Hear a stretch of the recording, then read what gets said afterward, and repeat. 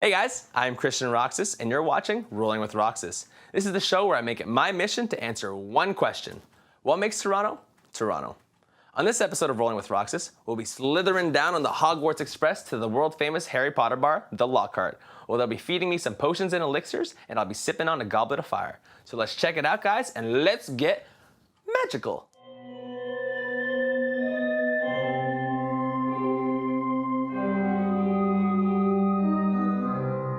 Joining me today is Mr. Matt Rox. How you doing today? Good, man. How are you? Not too shabby, not too shabby. So tell us a little bit about your establishment we got going on here. It's kind of known as the Harry Potter bar. What we kind of set out to do originally was just make a place that kind of we would like to hang out. Our love of kind of nerdy stuff and Harry Potter kind of just came through in the design. It's more of a homage to kind of the books and stuff like that. It's not necessarily a themed bar by any means, because if you have a look around, it's not like kitschy. Essentially, me and my business partners were just nerds that have kind of grown up basically who like liquor. So when I first moved to this country, I had Tinder, and I think my little bio was Potterhead basically. Yeah, so it's kind of an identity for me as well, man. So I love it. So I like to put my wand in weird places. We have a great crowd here. We've obviously got a lot of attention with the media, but I'm outstanded by the amount of Harry Potter fans in this world. We never expected, obviously, to get this kind of attention. Yeah, like it blew up like crazy. Well, it was like, yeah, we went from having, I think it was the first day we were open, Nat Manzoko, who wrote the original article for Now magazine, she came in, asked me in Paris a few questions, and then the next day we had lineups around the block. Like the saying, if you build it, they will come. And all the Harry Potter nerds, I guess, heard about it and was like, let's hit it up. Yeah, they all did, man. It's, we have friends in England, Australia. We've had Spain, Indonesia, all around the world, man. There's a lot of people from the States and Scotland, everywhere. I think we're on a lot of bucket lists, which is kind of a lot of pressure as well. But people like usually incorporate it into their Toronto kind of base trip. But we're really happy to have kind of contributed in any way we can to the city. What did you think your favorite challenge would be if you were in the Goblet of Fire? Of the three that are in there, I don't think I'd enjoy any of them. Or what would you I hate do? water. Would you be a Cedric Diggory and just die? No, I think I'd just find like a really like roundabout way to get out of it, to be honest. I know it's a binding magical contract and everything, but Can you swim? I hate the water. Dragon would probably be my favorite, to be honest, if I'm choosing. Like the maze, I got like claustrophobic as well, man. I would enjoy it, man. No one would pick me as Hogwarts champion, dude. You guys have trivia nights here, right? We do, yeah. It gets crazy, yeah. It's I make it like hard. Any questions for me that I could try my luck at? I'll go with a relatively obscure one. Do you know what Ernie Macmillan's Patronus is? I'm gonna take a wild guess here. Yeah. A duck.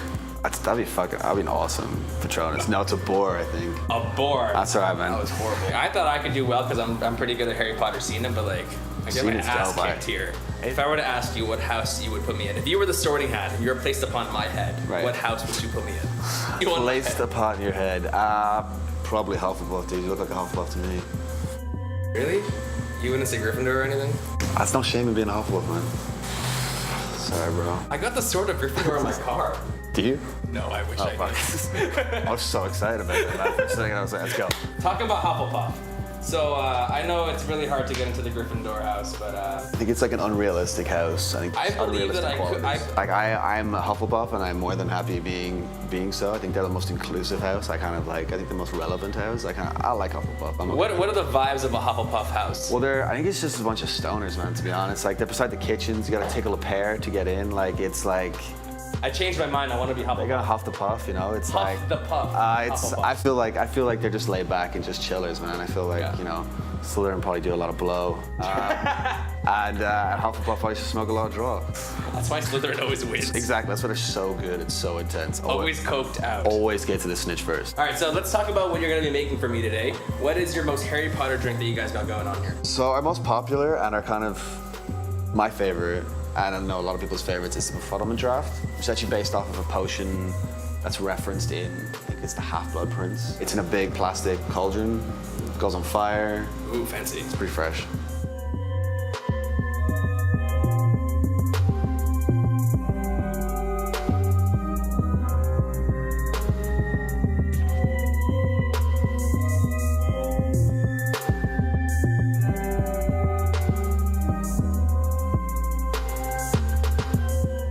Here we go.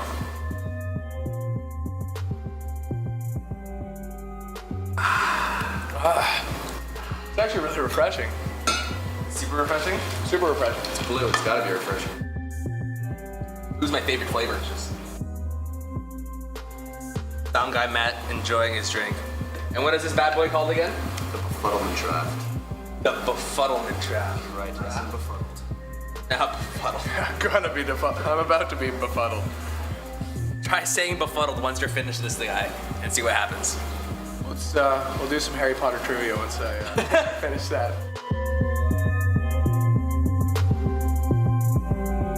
You had 3 words to describe Toronto. What would they be? I said nerdy, and the reason for that is because it's filled with a lot of nerds that label themselves as hipsters. The truth. The truth. All right, so your 3 words, Mr. Rox. It's like a bajillion words in the dictionary. Good fucking time. This is Matt from the Lockhart, and you're watching Rolling with Roxas.